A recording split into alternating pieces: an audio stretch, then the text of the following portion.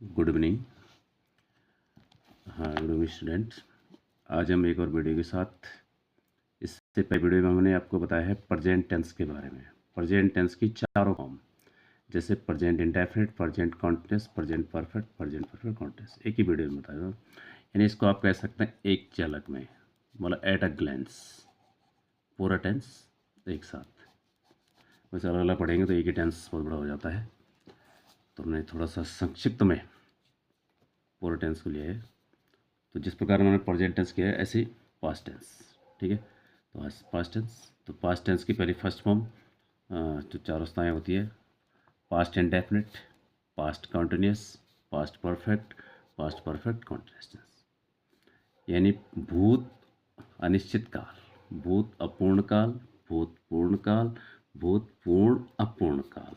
ठीक है, तो चलते हैं पास्ट इंडेफिनिट टेंस। पहले सबसे पहले होती है उसकी आइडेंटिटी, कैसे पहचाने कि हम किसको पास्ट इंडेफिनिट टेंस बोलें। तो पास्ट इंडेफिनिट इसकी आइडेंटिटी है, इसकी पहचान है कि हिंदी वाक्यों की मुख्य क्रिया के अंत में था, थे, थी आदि होता है, या आ की मात्रा भी होती है, या ई की मात्रा होती है। अब इसको कैसे बोलें, जैसे वह कल यहाँ आया था, यदि था ना कहीं तो यहाँ आया, आ की मात्रा। मैं कल स्कूल गई, ई की मात्रा, है ना। तो इस तरह जहाँ था, थी या आ, ई की मात्रा भी वाक्य समाप्त हो तो that called past indefinite tense. तो इसमें क्या होता है, हेल्पिंग वर्ब है इस टेंस की, डिड, ओनली डिड। यानी यहाँ पे लिख दिया मैंने कि all the subject in negative and interrogative.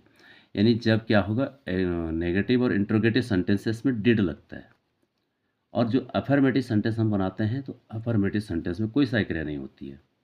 ठीक, तो केवल डिड का प्रयोग करेंगे, चाहे करता ही हो, सी हो, इट, आई, वी, यू, दे, सबके साथ, लेकिन नेगेटिव एंड इंट्रोगेटिव में।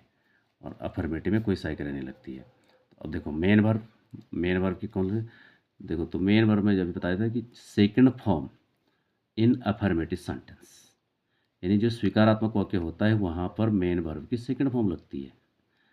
ठीक, and first form in negative interrogative.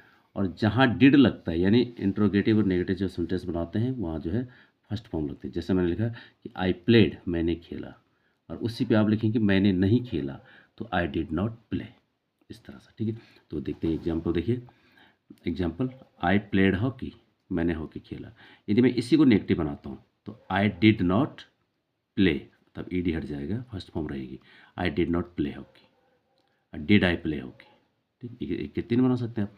इसी प्रकार देखिए, Ram did not write an essay, Ram ने एक निबंध नहीं लिखा, Ram did not write an essay. और यदि हम इसी को बनाए कि राम ने एक निबंध लिखा, तो राम, ये डिड नॉट हट जाएगा, सकारात्मक यदि बनाए तो राम रोट एन ऐसे। ठीक, वाई डिड यू गो दियर, तुम वहाँ क्यों गए थे। तो इस प्रकार आप बहुत सारे वाक्यों को क्रिएट कर सकते हैं, यदि आप जो है सबसे पहले आपको पहचाना आता है कि ये कौन सा टेंस है। ठीक है, तो इसी प्रकार कॉन्टिन्यूअस टेंस, यानी इसको बोलते हैं अपूर्ण काल। इसमें क्या होता है, अपूर्ण इसलिए कहा जाता है कि जब आपने ये काम कर रहे थे या आपने देखा है, सुना है, तो उस समय वो कार्य अपूर्ण था, पूरा नहीं हुआ था, चालू था, मतलब जारी था। तो इसकी आइडेंटिटी है, हिंदी वाक्यों की मुख्य क्रिया के अंत में रहा था, रही थी, रहे थे होता है। जैसे वह पत्र लिख रही थी, वह खाना खा रहा था, वह गाना गा रहा था, वे जा रहे थे, आ रहे थे, मतलब जब आपने देखा तब काम जारी था। तो रहा था, रही थी जहाँ कहीं होगा तो that is past continuous tense. इसमें हेल्पिंग वर्ब सहायक क्रिया लगती है, वॉच और वर।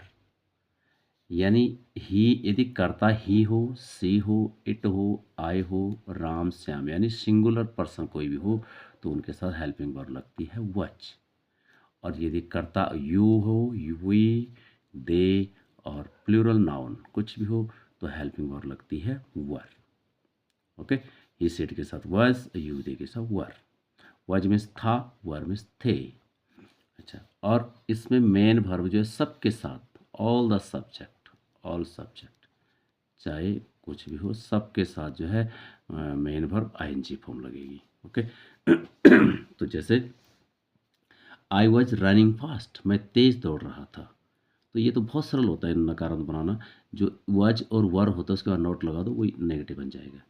जैसे दे वर नॉट कमिंग हियर, वो यहाँ नहीं आ रहे थे। हु वॉज कॉलिंग यू, तुम्हें कौन बुला रहा था। ठीक, वे पत्र लिख रहे थे, they were writing a letter, वे पत्र नहीं लिख रहे थे, they were not writing. I was going, I was not going. ठीक है ना, like this, it's very easy. इस प्रकार परफेक्ट टेंस, परफेक्ट मैंने परफेक्ट हो गया, परफेक्ट मीन्स होता है पूर्ण काल, पूर्ण। तो इसकी आइडेंटिटी होती है ये जो भूतकाल, इसमें वैसे दो कार्यों का होना भी पाया जाता है, वो मैं एग्जाम्पल से बताऊंगा, लेकिन मेनली क्या होता है, पहले आइडेंटिटी है इसकी। हिंदी वाक्यों की मुख्य क्रिया के अंत में चुका था, चुकी थी, चुके थे, मतलब खाना खा चुका था और पता नहीं कब खा चुका था।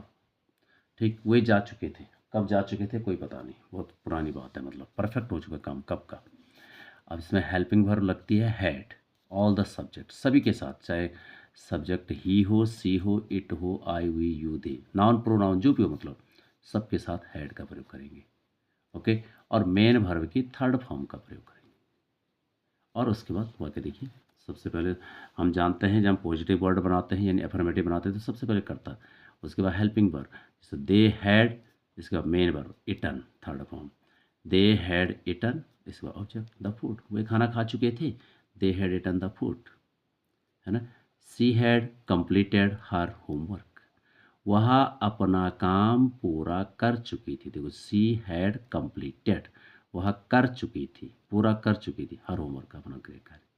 ठीक, Ram had not slept before 10 o'clock, Ram 10 बजे से पहले नहीं सो चुका था। इसमें मैं एक चीज़ और बता दूँ, इसमें दो कार्यों का होना भी पाया जाता है।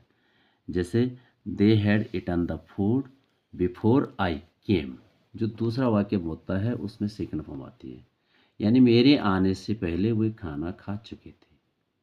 ठीक है, जैसे she had completed her homework, यानी 10 बजे से पहले वह अपना काम पूरा कर चुकी थी। She had completed her homework before 10 o'clock। इस प्रकार से बनाए जा सकते हैं, आप बहुत सारे एग्जाम्पल्स तैयार कर सकते हैं। Like this perfect continuous tense, पूर्ण काल, पूर्ण अपूर्ण, इसमें कार्य पूर्ण, कुछ पूर्ण हो चुका है और कुछ अभी चालू है। अब हो सकता है जैसे आप बोलेंगे कि मैं इस विद्यालय में इतने सालों से पढ़ रहा हूँ, तो कई साल हो गए और कई साल अभी आगे चलना। ठीक, तो इसकी पहचान होती है आइडेंटिटी, हिंदी वाक्यों की मुख्य क्रिया के अंत में रहा था, रही थी, रहे थे प्लस समय। देखो रहा था, यहाँ देखो रहा था, रही थी, रहे थे, इधर भी है कॉन्ट्रेस्ट में जा रहा था, लेकिन यहाँ क्या होगा, रहा था रही थी के साथ समय होगा। वो जा रहा था तो कब से जा रहा था, खा रहा था तो कब से खा रहा था, तैयारी कर रहा था कब से तैयारी, मतलब समय होगा, और उधर समय नहीं होगा कॉन्टिन्यूस में, वही ये फर्क होता है इसमें। और लेकिन ट्रांसलेट का अलग फर्क हो जाता है। हेल्पिंग वर्ब हैड बीन, सबके साथ, देखो हैड था केवल बीन जोड़ा, had been. Main verb ING form, आपको प्लस समय। समय का क्या होता है, समय दो प्रकार का मैंने आपको बताया था, एक होता है निश्चित समय से पहले सीन्स और अनिश्चित समय से पहले फोर। ठीक है, इस समय की अलग से वीडियो डालूंगा मैं और डाल के उसे। और समय दो प्रकार, निश्चित समय से पहले सीन्स, अनिश्चित समय, और कौन निश्चित होता है कौन अनिश्चित होता है आपको पता, आपको दूसरी वीडियो में। जैसे ही had been reading for 2 hours, देखो वहाँ पढ़ रहा था, 2 घंटे से, यहाँ पर 4 मनी से, सीन्स मनी से। ठीक, तो 4, वह 2 घंटे से पढ़ रहा हूँ, देखो पढ़ रहा था, तो ये केवल इतना होता कि वहाँ पढ़ रहा था, तब होता ही वज होता, हैड बीन नहीं होता, ही वज रीडिंग। लेकिन यहाँ पर समय दे रखा है इसलिए हैड बीन आएगा, तो ही had been reading for 2 hours, अनिश्चित 2 घंटे, पता नहीं कौन से 2 घंटे। ठीक, they had not been playing since 2 o'clock, देखो 2 बजे निश्चित समय, 2 एक ही बार बजती है पूरे दिन में 24 घंटे में, है ना, तो इसलिए ये सीन से ही निश्चित है, वे 2 घंटे से खेल रहे थे, 2 बजे से खेल रहे थे। Why had see not learning the poem for 2 days, देखो 2 दिनों से, अब पता नहीं कौन से 2 दिन है इसलिए 4, यानी वह दो दिन से पोएम याद क्यों नहीं कर रही थी। तो इस प्रकार बहुत सारे सेंटेंसेस यू कैन प्रिपेयर, और यदि कुछ भी आपको समझ में आया समझने की कोशिश करिएगा। Thank you for watching. Okay.